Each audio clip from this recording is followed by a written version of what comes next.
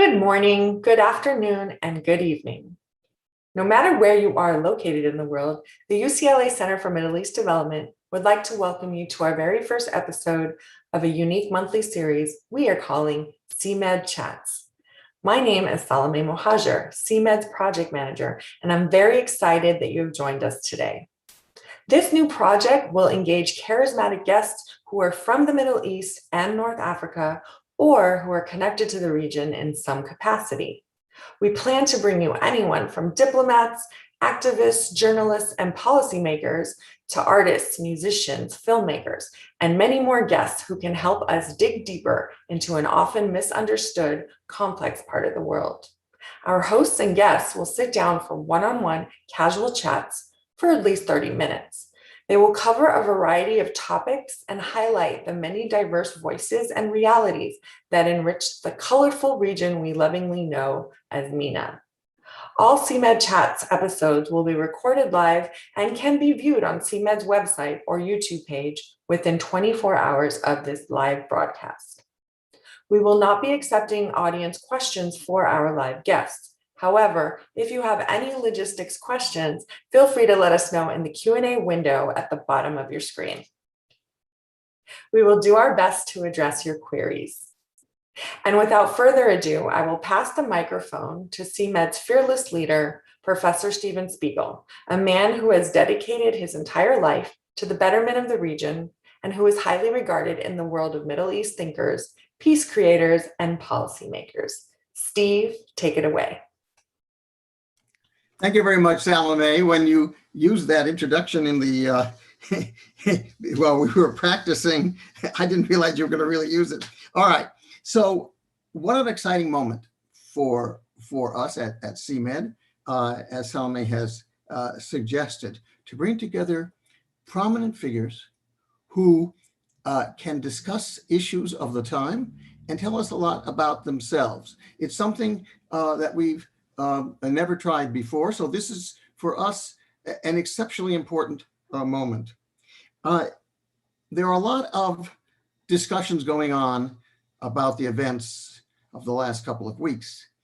But what we're trying to do here is to talk with major figures alone, so we can see what they think and get a better sense. And so we're so lucky to have Hesham Youssef. And he is, of course, a CMED friend. He has been with us for a long time, and with so many people for a long time. He joined the United States Institute of Peace as a senior fellow in July 2019. So he's in Washington now. But before that, he joined the Organization of Islamic Cooperation as an Assistant Secretary General for Humanitarian Affairs in July 2014. Youssef joined the Ministry of Foreign Affairs of Egypt in 1985 and was posted in Canada and Geneva. He served twice in the cabinet of the Egyptian Minister for Foreign Affairs. In 2001, he joined the Arab League, where he was the official spokesman, and in 2003 became the Chief of Staff of the Secretary General. By mid-2011, Mr. Youssef was the campaign manager for Mr. Amr Musa's presidential campaign, which he lost. Unfortunately, by mid-2011, Mr. Youssef was, by mid-2012, I'm sorry, he became a senior advisor to the Secretary General of the Arab League on issues pertaining to crisis management and reform. Before we begin really to have our discussion, I'd like to ask Hesham how he feels about the prominent role played by Egypt in ameliorating the current crisis and, at least for now, ending the so-called war between Israel and Hamas. Youssef, welcome aboard. Hesham, welcome aboard. Well, Steve, let me start by thanking you. It's indeed a privilege to be the first in this new series. So I'm very happy to be here and very happy to discuss all that's on your mind in relation to developments in the Middle East.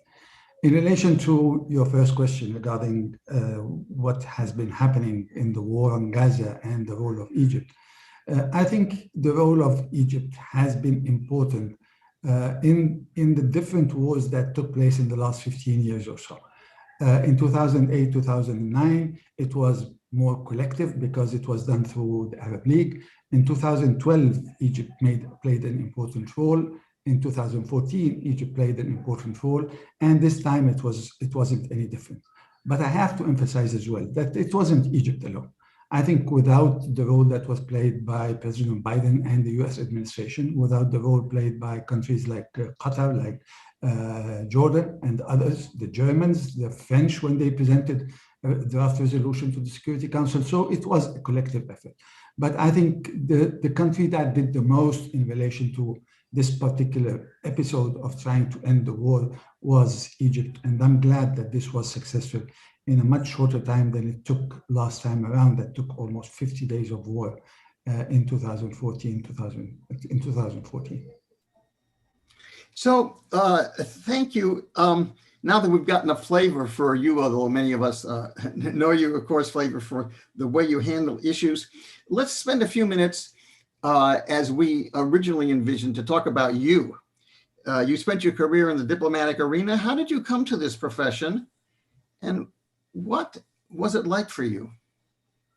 Well, I have to tell you, Steve, I was very lucky because, you mentioned something about the things that I did in the last 35 years or 40 years. And I was, for the most part, in almost all the positions that I held, I was in the kitchen. And as you know, in diplomacy, the kitchen is the most important part of the diplomatic work. So being in the kitchen, I think, allowed me to see all kinds of developments in relation to one of the toughest regions that you know quite well, perhaps more than many others around the world. So it was really a career that I enjoyed thoroughly. And sometimes it was, of course, as always, disappointing. There were huge, pains, difficulties, and so on. But there were also some successes as well. So what would you say you've learned from the major diplomatic positions you've had? I mean, this is, got a couple of minutes to describe 35 years, as you say, but what do you think is particularly important? Well, what is particularly important, perhaps I'll go, add to what I mentioned earlier. I saw windows of opportunities opening and I saw them closing. I saw many successes, many failures. So I'll start with the failures. And since I've been dealing with the Israeli-Palestinian conflict for over 3 decades or so, since the Madrid conference that we are commemorating this year, 30 years after Madrid, there is no need to say more about the failure in this particular aspect. We failed also when I was in the Arab League. We tried to intervene in one of the wars in Yemen between Ali Abdullah Saleh and the Houthis. It was the 6th war. And we went to him and tried to persuade him to allow us to work on mediation and so on. He said no. No Arabization, no internationalization. At the time, this was his slogan, but then he changed his mind. I was very lucky to have witnessed the Arab revolutions, in the last 10 years or so. And this also was quite disappointing in all kinds of ways, including I was privileged to have attended the G7 summit that took place in France in 2011 at the height of the Arab revolutions, where the table had President Obama, President Sarkozy, Angela Merkel, David Cameron, Barroso, you name it, the IMF, the World Bank, and they were willing to help the region move towards democracy in a very substantive way. But then we see today how the region looks like. I also have seen a lot of pain, Steve, particularly in the 5 years that I worked in the Organization of Islamic Cooperation, because I was responsible for a number of files, one of which was humanitarian. And I went to refugee camps in more countries than I can count. And you can't help but being depressed for weeks and weeks after you visit these camps, when you feel that you should do more, but you can't. And countries are not helping and so on. So one of the most painful stories for me was when I visited Gaza after the war in 2014. And I went to a hospital to see how people were doing and so on. And I was in one of the rooms, and there was a young boy. And the doctor was about to tell me the story about what happened to this young boy. And the nurse came running to us and grabbed us from our hands and took us out of the room because he was about to tell me his story. And his story was that he lost all his family. But he didn't know. And they didn't tell him. So he was going to know just because the doctor was telling me his story. And I just cried like a baby. And every time I remember this story, it breaks my heart. So it's, and the situation in Iraq and the situation in many places and so on. So it was hard. But I had some success stories. So I'll tell you a few of them. And I think some of them are significant. I was part of those who negotiated the UN Security Council Resolution 1701 that ended the war in Lebanon. I was also one of those who negotiated the Security Council Resolution 1850 that ended the war in Gaza in 2008-2009. I participated in the Iraqi reconciliation process, and it wasn't a real success, but it wasn't a real failure. So it was important. So I participated in many of these things in the Doha Agreement for reconciliation in Lebanon and so on. So I think it was, at the end of the day, a career where there were all kinds of mixed things, both successes and failures. Well, my last question about your career, in a sense, before we get into substance, when did you leave the Arab League and where did you go afterward? I left the Arab League in 2014, and immediately thereafter, I was elected as an Assistant Secretary General in the OIC. So I moved immediately from one regional organization to another organization that deals with. I always notice that. Even more countries, so I have more problems and difficulties and so on. So after dealing with the problems of the Arab world, I had to deal with the problems of the Islamic world, which added a few additional conflicts here and there. So it was also interesting addition. I'm going to ask you something that you're not going to like, I think. Which was harder? Well, I used to tell my friends, I worked for 12 years in the Arab League and see what happened in the Arab world. Now I have greater ambitions. I'm going to destroy the whole Islamic world. So which was more difficult? I think they are all equally difficult. But then you see what is happening in the world of today and how regional organizations are suffering. And I think the regional organizations in our region and beyond are in some form of disarray. Even the Gulf Cooperation Council that was seen as a success story, and I think that it is a success story in a sense, is seeing now all kinds of difficulties and challenges. I hope it would be able to to come back to its efforts, because I think it did some good work for the people of the Gulf. They felt it. When someone in the Gulf can travel with his ID card to the Gulf countries, they felt that this is a significant improvement for their ability to move in the Gulf, between Gulf countries. So things of that nature, I hope that they come back and become as active as they once were. Let's turn to the current crisis. And of course, you've seen so many of these, unfortunately, for everyone that you've had to. How does the current crisis compare to your experiences of the past?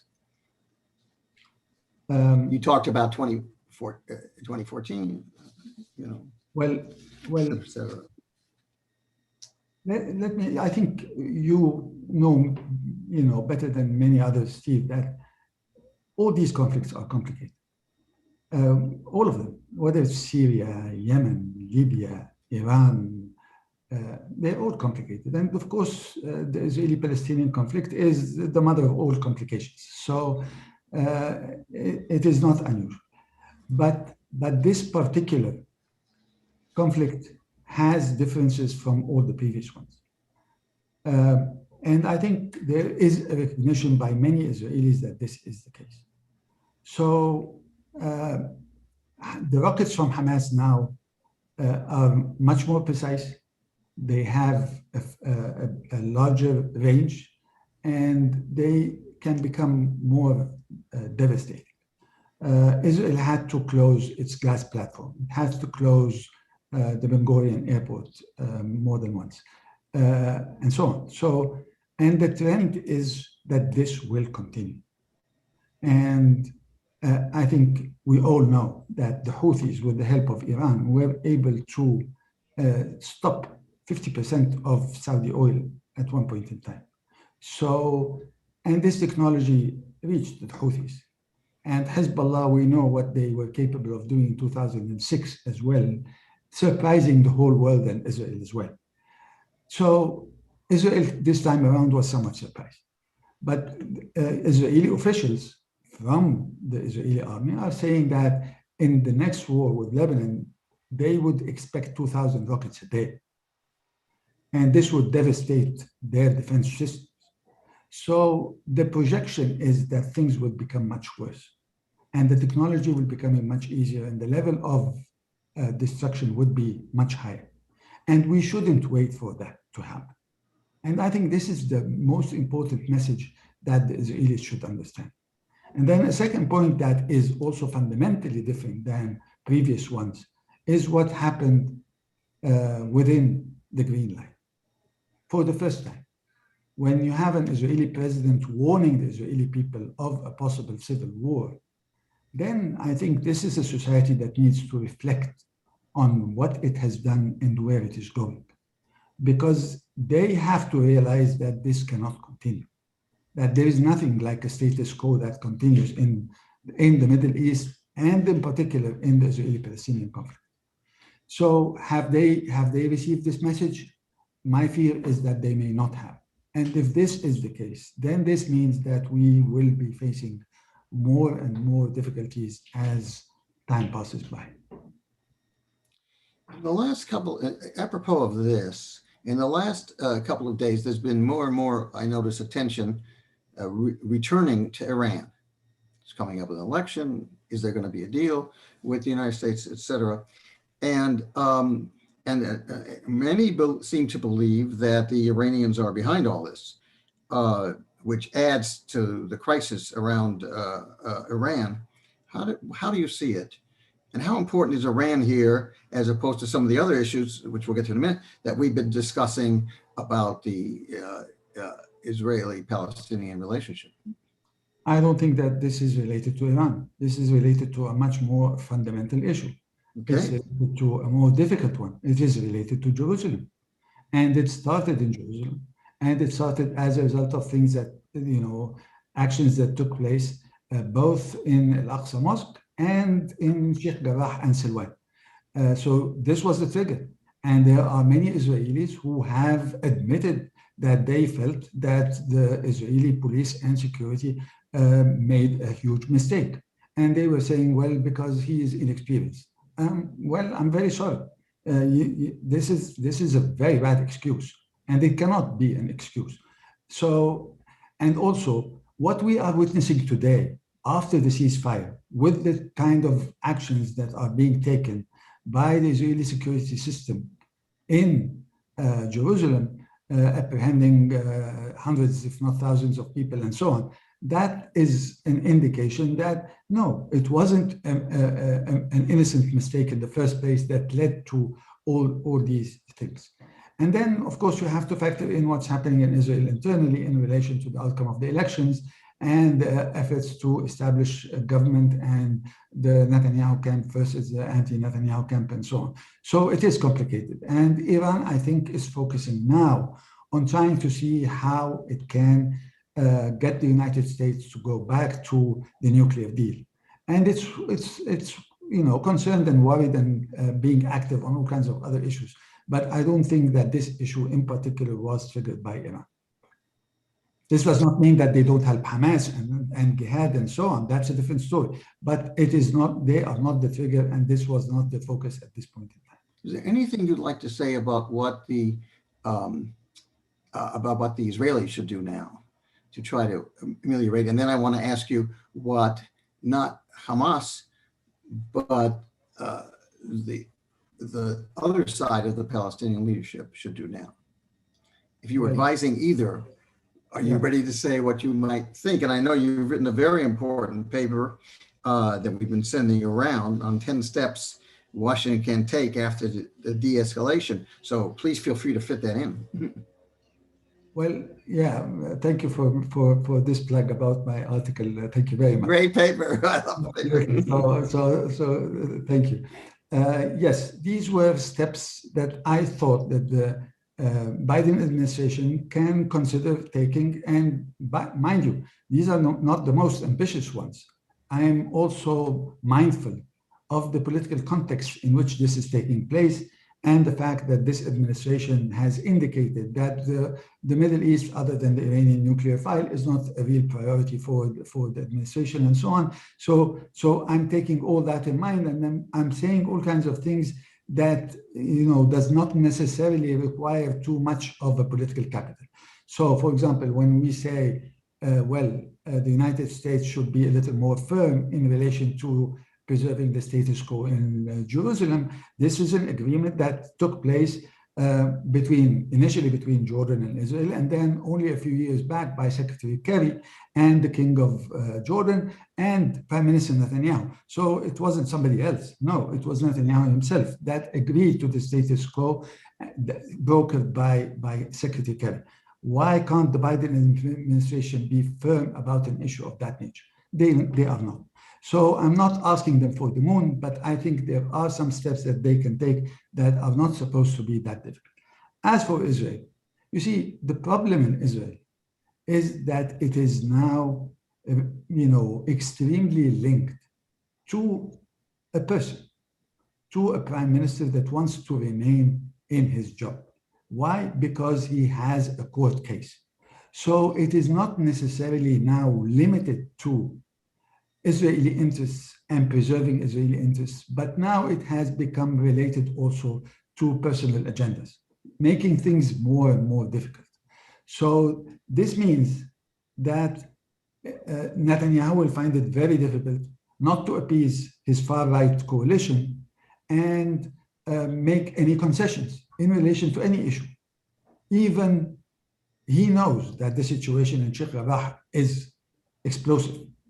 And if these people are evicted, I am afraid that another explosion will be on our hands. So this is part of the trigger that took place before, and it will be part of the next trigger if it's not dealt with. But he wants it to come from the courts rather than in a political way in order for him to say, well, it wasn't me, it was the courts. So Israel has to decide, but it has to also make the more strategic decision. Is it willing to continue to seek a Jewish state or a state with a Jewish character, or does it want to maintain the land? Because they can't have both. They can't have the land and continue to call them young settlements and legalizing young settlements. And, and before that, we had a big fight about annexation and so on. And they think that peace can be reached and that the Palestinians will surrender and say, okay, whatever you give us, we'll take. The Palestinians in the streets have proven to them time and again that this will not happen, that they will not accept something less than what they think they can live with, which is something you have been working on this issue, and you know all the parameters regarding the solution and what's in the Arab Peace Initiative and so on. So it is not that we are reinventing the wheel, no. And as a matter of fact, Israel and the Palestinians in previous negotiations, whether it was in Camp David or between the Israeli government at the time and Abu Mazen and so on, they were close. They were close, and they could have reached agreements at that point in time, whether it was Abbas Olmert or whether it was Arafat Rabi. So, the parameters are very close to being known. We have to see how this can be done. If you want, as for the Palestinians and what they should do, I think the Palestinians. That's what I was going to ask. Absolutely. You said that this was one of the things that we discussed. for the Palestinians, we have to be very frank with the Palestinians as well. They have to understand the world has changed and the region has changed. And one of the reflections of this change was the 4 countries that decided to establish relations with Israel. And this did not come out of the blue. And they have to understand that things have changed and they have to change. And in light of that, when they have a declining legitimacy, when they have a declining popularity, when they have a problem in bad governance, in corruption, and so on, it is in their advantage to deal with these issues in the most serious of ways. Otherwise, they will lose their cause. It is not simply a government that would fall and another government would come. So this is how serious it is for the Palestinians, and they have to get their act together. And they have to see how to reconcile between the differences between Fatah and Hamas and so on at a time when the dangers are much more serious than they have ever seen since the whole conflict started. Whenever you wanted to have started, whether it's 48 or before that or whatever it is. So the Palestinians also have to get their act together, and I hope that they learn from what is happening today in order to see how they can have a government of national unity in order to be able to deal with the reconstruction of Gaza, because this cannot happen with a divided Palestinian situation. You don't think it can happen with a divided Palestinian situation? How could the 2 sides on the Palestinian side possibly unite? Well, they don't have to unite. They have to coexist, and they have to see how they can deal with each other within their differences. So they can agree on some things and agree to differ on other things. So they can have a government that would be acceptable to all, because as you know, what the US is saying and what the EU is saying in relation to assistance. The US is saying we will not provide assistance that would help Hamas in any way. The Europeans are saying something that is even more fundamental. They're saying, well, we have to also ensure that the assistance that we are giving is not destroyed another time when we have the next war. So we have to have a political process. And this is, I think, the crux of the issue that the US will have to face today, because it didn't have this issue as a priority, but it was forced on it as a priority. Now that it's forced on it as a priority, they have to think about what the Europeans are saying, that you can't have a recurring war every 2, 3, 4, 5 years, whatever it is. So this is not sustainable, neither for the Israelis, nor for the Palestinians, nor for the whole region. You've been answering a lot of questions before I could ask them, but I want to come back to the Abraham Accords, which you just mentioned. I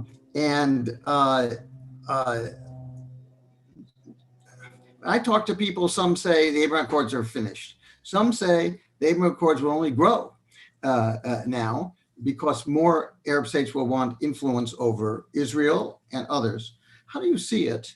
What's going to happen?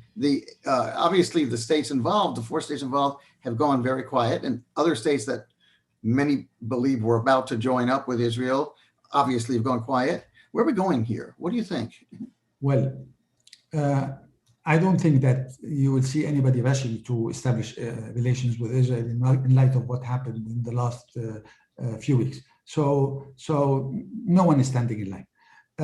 But we also have to understand that the 4 countries established relations with Israel for reasons other than the situation in the Israeli-Palestinian conflict.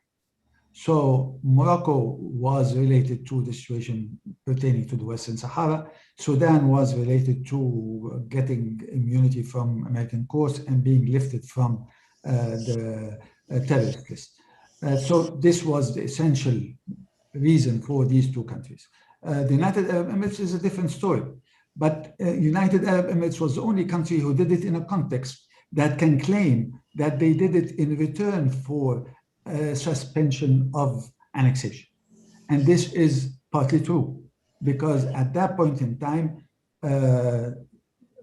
President Trump was the head of the US at the time, and he said, well, annexation is off the table as for the time being.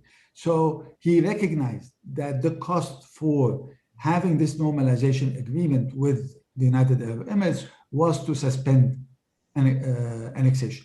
But then the United Arab Emirates had other objectives.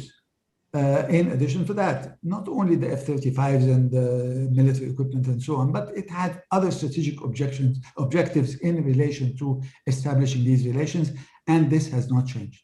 So Arab countries will not be advancing relations, whether these four or others, will not be advancing relations in any substantial way as long as this situation continues.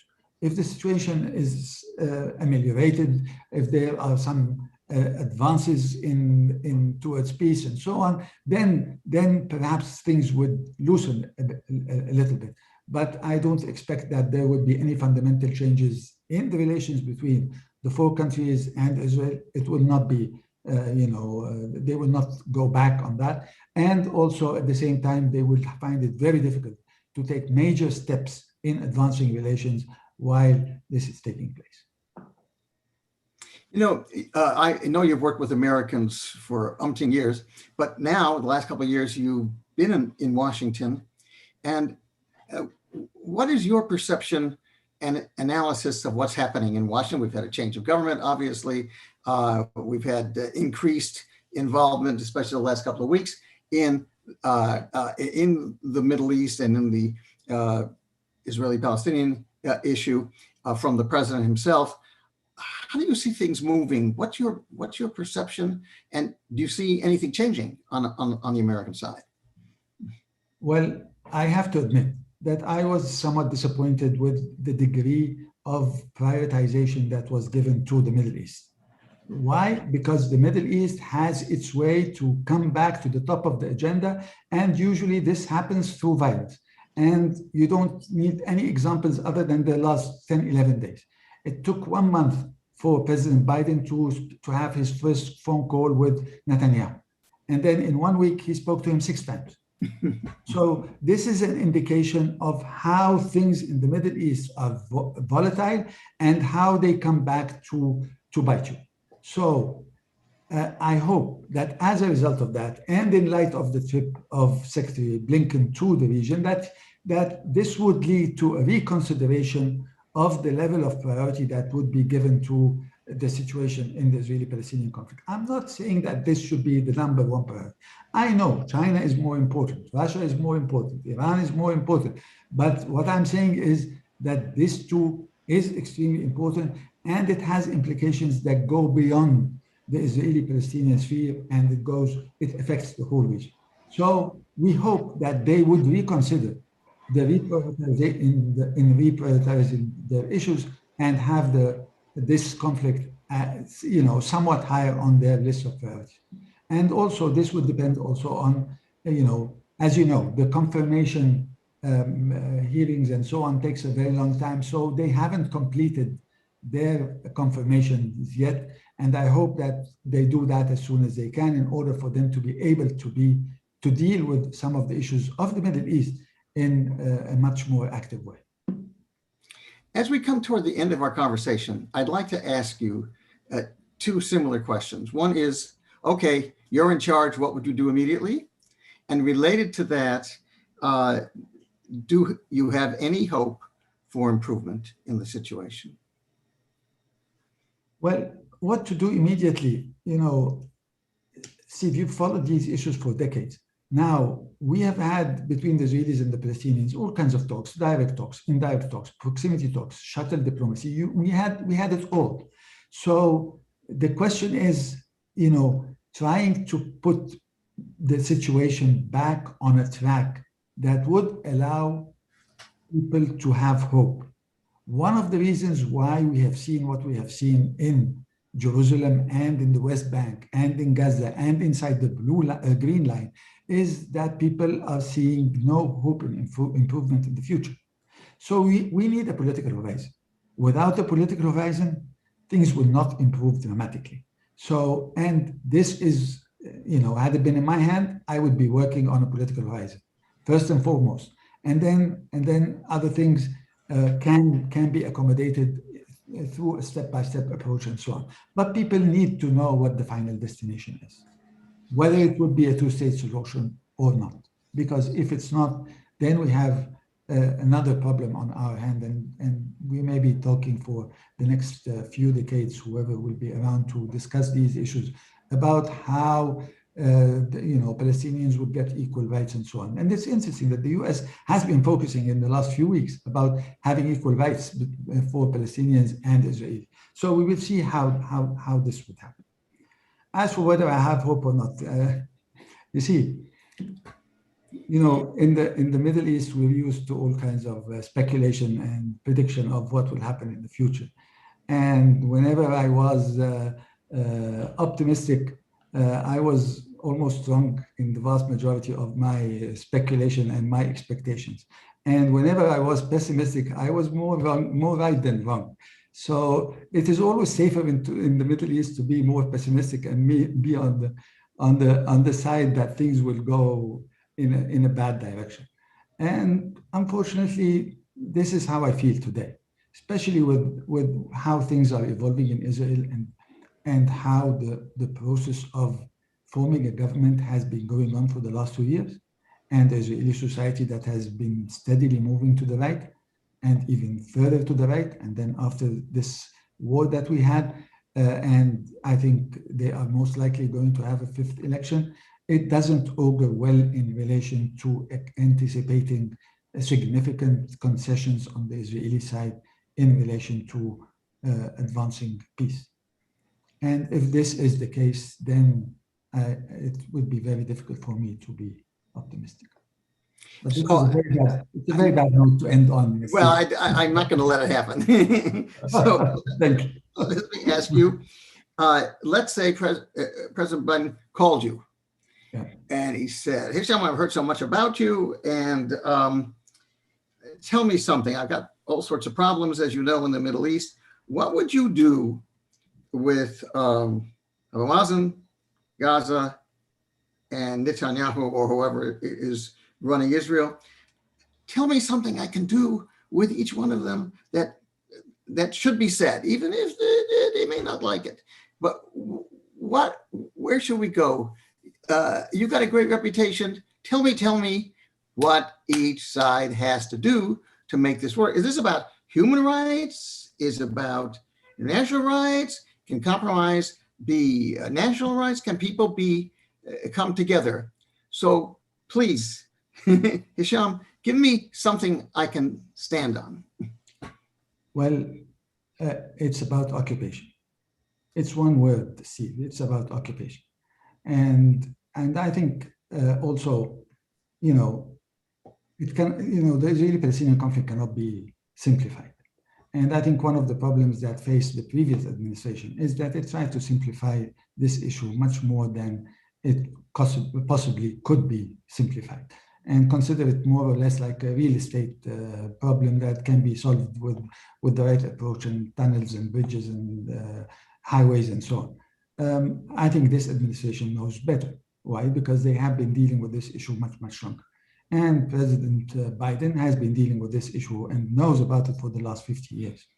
So the question also is related to putting pressure to bear. So the United States says, and the President Biden said, that the only answer is the two-state solution. Okay, if this is the only answer, and the United States also said that those who would take steps that would jeopardize this approach will be, will be moving in the wrong direction. I think they have to make up their mind. If this happens, what are they going to do? Are they going to put pressure to bear on the parties concerned if they feel that they are jeopardizing what the US thinks is the only solution? If this is the case, then we can be on the right track. But if we continue to play with this issue in a very timid way and trying to appease the right in Israel and so on, then I don't think that this would augur well. And there are many countries that are willing to help. We spoke about Egypt in the beginning. Jordan as well is willing to help. We have the Arab Quartet, we have the Munich Group, we have the Middle East Quartet, we have the Ad Hoc Liaison Committee for Assistance to the Palestinians, we have the UN system, and so on. We have all kinds of mechanisms. I think what we're missing is the political will, And if President Biden decides that the political will is there, perhaps we can see a change. So thank you for your directness. You gave us all we wanted, and such an exciting opening for our series. And as I've said before, thank you, thank you, thank you. And as I've said in so many contexts. And so I really want to thank you for doing this. It's always a pleasure to talk to you on any issue, whether it's Palestinian-Israeli conflict, whether it's Iran, whether it's the regional situation, regional security, or otherwise. So it's a pleasure to have had this opportunity. And thank you again for making me the first in your series. I look forward to continuing to watch all those who will follow with great eagerness. And I'm sure it will be a great success. Thank you, Steve. It's always exciting with you, and we managed to talk about the problem of the moment in the world, and at least we did it in a friendly manner, and we showed that you can have a nice discussion and not get too horrified, and maybe that's a lesson for all of us. So thanking you and thanking you. My staff has asked me to let everybody know that CMED has many exciting programs that are planned for the coming months. And if you are interested in learning more, sign up for our mailing list shared on the screen and in the chat window. So let me say to all of you who've been listening in, and you can always watch this again and again if you want. We have, or get friends who are a part of the process as well. And let me say, as we conclude, Hesham Youssef, you're a great guy. Thank you so much. Thank you, Steve. Bye-bye, everyone.